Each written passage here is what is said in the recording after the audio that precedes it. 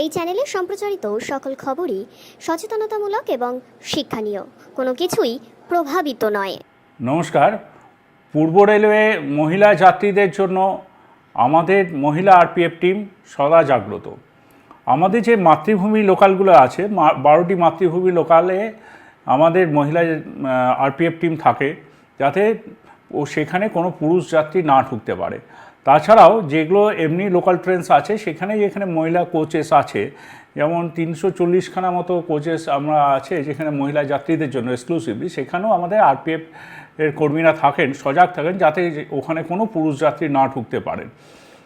যদি কোনো পুরুষ যাত্রী ইচ্ছাকৃত বা অনিচ্ছাকৃত বা কোনো কারণে ঢুকে গেছেন, সেক্ষেত্রে কিন্তু রেল খুব কড়া ব্যবস্থা নেয় এবং নিচ্ছেও। ইদানিংকালে অগস্ট মাসে সেকশন 162-তে আমরা মোট 1780 জনকে যাত্রীকে ধরেছি যারা, এবং তাদের এগেনস্টে লিগ্যাল অ্যাকশন নিয়েছি যারা মহিলা কোচে ট্রাভেল করার চেষ্টা করেছেন।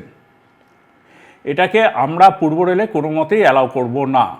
এছাড়া আমাদের মেরি সাহেলি বলে একটি আরপিএফের মহিলা টিম আছে, যেখানে মহিলা যাত্রী রিজার্ভেশন করে যাচ্ছেন, সেখানে তাদের সঙ্গে কথা বলার জন্য এবং বিভিন্ন স্টেশনে তাদেরকে যাতে কোনো রকম কোনো অসুবিধা না হয় তাদের সুরক্ষা দেখার জন্য আমাদের এই মহিলা আরপিএফ টিম সদা জাগ্রত।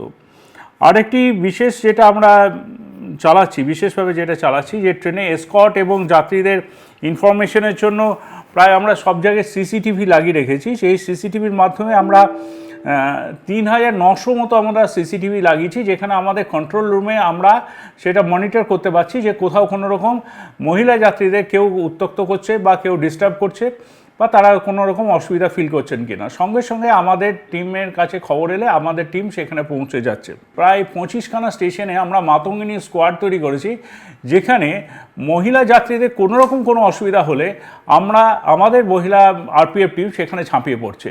তো আমরা আবারও বলছি, পূর্ব রেলওয়ে মহিলা যাত্রীদের জন্য অত্যন্ত সুরক্ষিত এবং সদা জাগ্রত।